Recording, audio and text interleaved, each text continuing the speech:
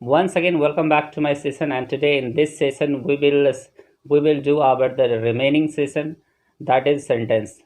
Today we will read the remaining part of the sentence. As you know already, what is sentence? The definition of sentence I told you already. Before knowing sentence, I told you about letter, word, and sentence. तो हमने बताया था कि अगर हम sentence के unit को जाने तो वो एक लेटर होता है और लेटर से जोड़ जोड़ के हम वर्ड बनाते हैं और वर्ड को जोड़ जोड़ के हम सेंटेंस बनाते हैं। और बीच का लोचा तो आपको पता ही है कि क्या करना है, कि सिर्फ वर्ड जोड़ने से सेंटेंस बनता है या फिर उसमें कुछ और। तो वो हमने लास्ट वीडियोज़ में बताया है, अगर आपने नहीं देखा तो आप देख सकते हैं। तो today we will go through the sentence and we will know exactly what is sentence को। तो सेंटेंस के 6 टाइप होते हैं, वो हमने पहले ही बता रखा है, तो आज हम एक एक करके पढ़ेंगे। तो चलते हैं, बिना टाइम गवाए स्टार्ट करते हैं। तो आई होप ये वीडियोस आपको अच्छी लगने वाली है and you will like it and love it. So चलो स्टार्ट करते हैं। तो today we are gonna read the first part of the sentence, that is positive, affirmative, assertive और डिक्लेरेटिव। तो आप किसी भी एक नाम से कह सकते हो, क्योंकि एग्ज़ाम में आपको किसी भी नाम से पूछा जा सकता है। तो आपको अगर किसी भी नाम से आता है तो आप सही समझेंगे, उसी व्यक्ति को समझेंगे। एक ही व्यक्ति है, नाम 4 है, तो आपको धोखा नहीं खाना है।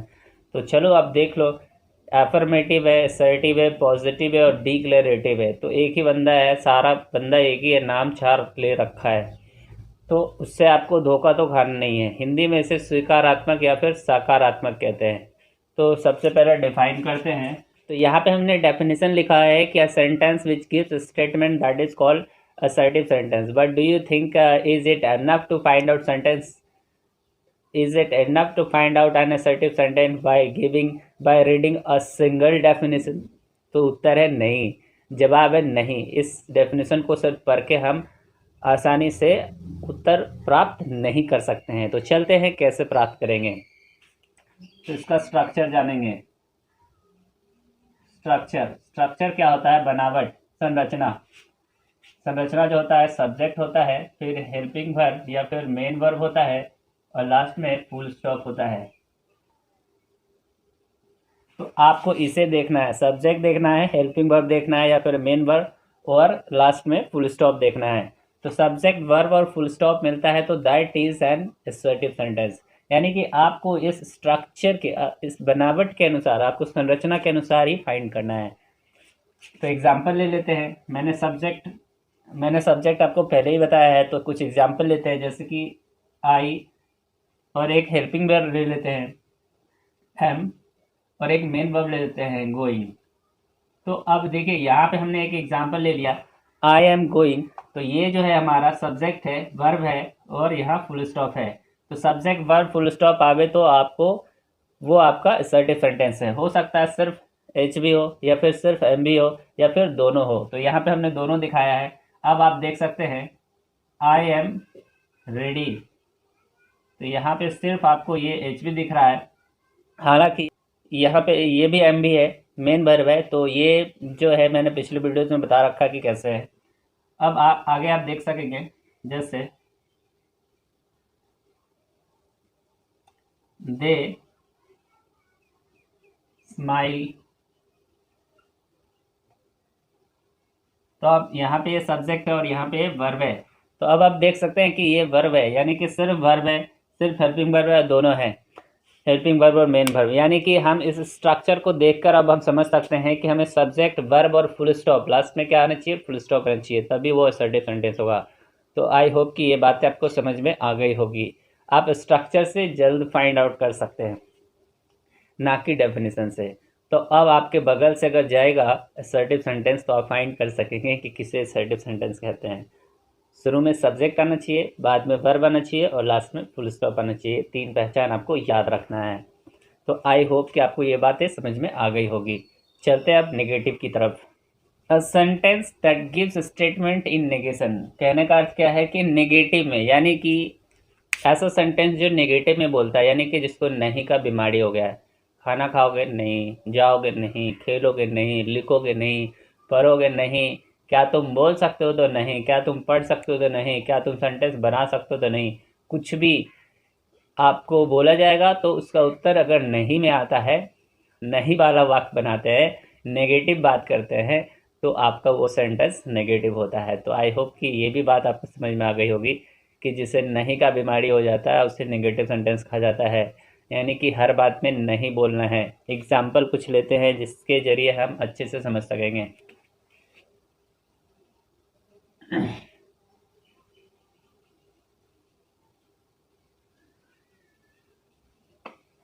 तो अगर आपसे कोई पूछता है कि एक नेगेटिव सेंटेंस बताओ, तो आप उसको बोलो I don't know. I don't know. आप समझ पा रहे हैं ना? आई डोंट नो आपका आंसर भी हो गया और पूछने वाले को लगा रहे ये जानता नहीं है। तो आई डोंट नो का अर्थ ही होता है मैं नहीं जानता, और नहीं आ गया तो नेगेटिव तो हो ही गया। तो अब आप समझ गए ना एक एग्जाम्पल कैसे याद रखना है। आप बोल सकते हो I am not a singer. तो अब देखो यहाँ पे हमने एक और एग्जाम्पल ले लिया है, I am not a singer. तो ये भी क्या है, एक नेगेटिव सेंटेंस का एग्जाम्पल है। तो अब आप समझ गए होंगे कि नॉट लगा के हम क्या करते हैं, नेगेटिव बनाते हैं। तो क्या कोई आपके पास ऐसा तरीका है जिससे कि नॉट भी ना लगे और नेगेटिव भी बन जाए? क्या ऐसा है तरीका आपके पास? अगर आपके पास नहीं है तो चलिए मैं हूँ उसके लिए, और मैं आपको बताता हूँ बिना नॉट लगाए कैसे नेगेटिव बनाते हैं। अब आप देख सकते हैं यहाँ पर हमने कुछ नेगेटिव वर्ड्स लिखा है। ये जो वर्ड्स हैं ये सारे नेगेटिव वर्ड्स हैं, तो इसको हम जहाँ भी यूज कर लेंगे वो सेंटेंस नेगेटिव हो जाएगा। तो चलिए यूज करके देखते हैं कैसे होगा। नॉट भी नहीं लगेगा और सेंटेंस भी नेगेटिव हो जाएगा। तो आप ऐसा चाहते थे कि जाने बिना नॉट का नेगेटिव बनाने, तो ये सारा तरीका है दीज ऑल। अब यहाँ पे आप देख सकेंगे ये सारा वर्ड्स है जो कि नेगेटिव है, और ये जब भी सेंटेंस में यूज होता है तो ये सेंटेंस नेगेटिव हो जाता है। तो चलिए कुछ एग्जाम्पल लेते हैं।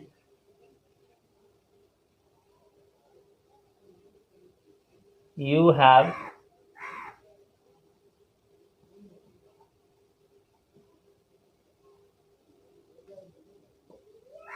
Have little mind.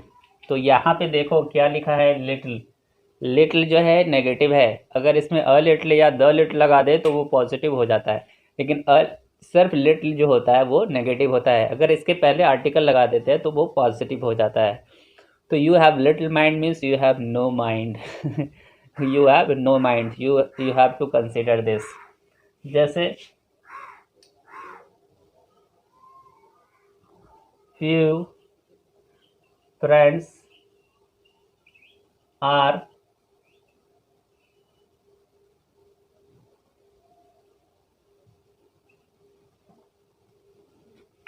अब यहाँ पे हमने एक और एग्जाम्पल लिया है, आप देख सकते हो फ्यू फ्रेंड्स आर ऑनेस्ट। तो फ्यू फ्रेंड्स आर ऑनेस्ट, यहाँ पे ये फ्यू फ्रेंड्स मीन्स तो कोई भी ऐसा दोस्त नहीं है जो कि ईमानदार है। यहाँ पे ये नेगेटिव सेंस दे रहा है आपको, ये पॉजिटिव नहीं देना है। आप हमेशा इस बात का केयर करना है। कुछ और भी एग्जाम्पल।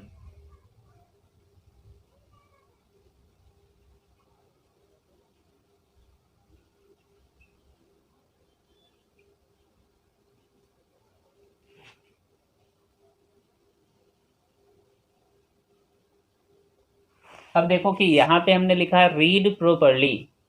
रीड प्रोपरली यानी अच्छी तरह से पढ़ो। Lest you should fail, lest you should fail, lest you should fail means what? Lest का अर्थ होता है ऐसा ना हो कि, यानी अच्छी तरह से पढ़ो, ऐसा ना हो कि आप फेल हो जाओ। समझ में आ रही बात है?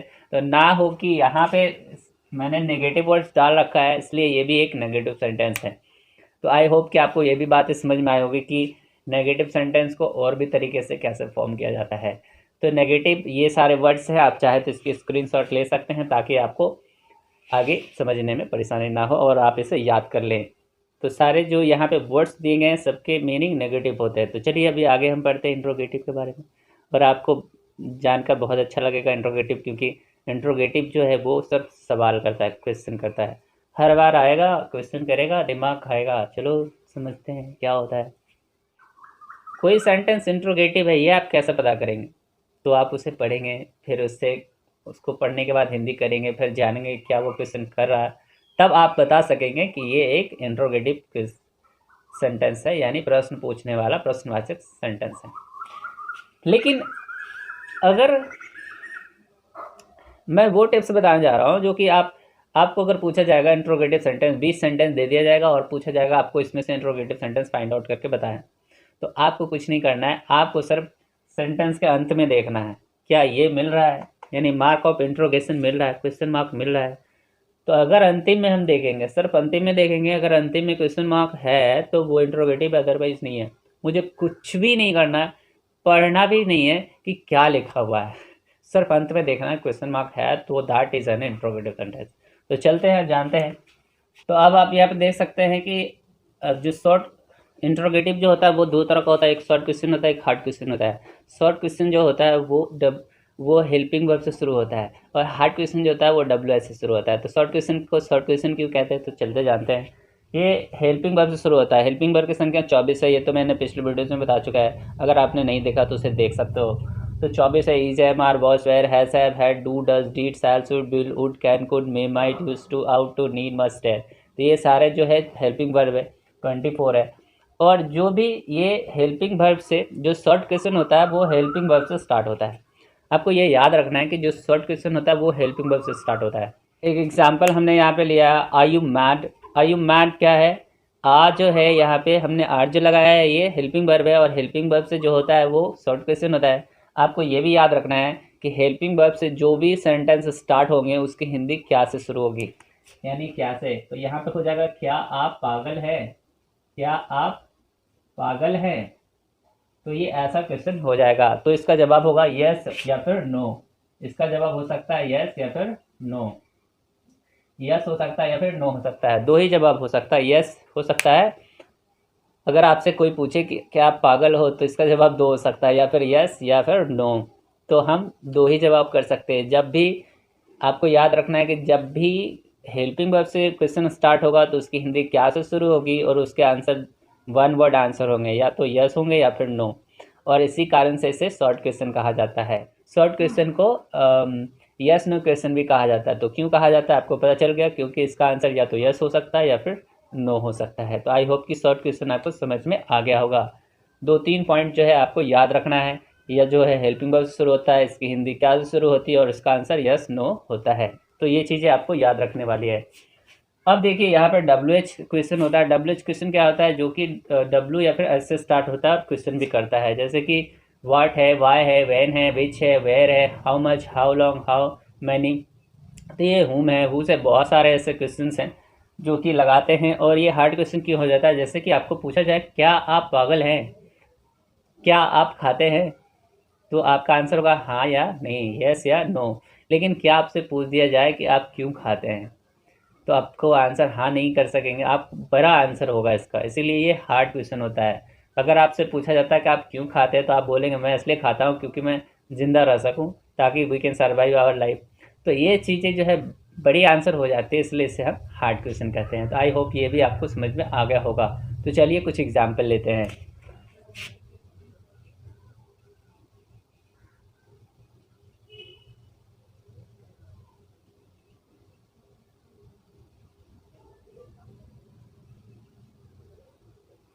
तो हमने यहाँ पे लिया है, why are you so sad, why are you so sad, I am so sad because I have nothing to do, because of lockdown I am unable to go outside of the home and that's why I am so sad. तो understood, no, there is a big answer, बड़ा answer है, इसलिए it is known as hard question. कुछ और example लेते हैं, जैसे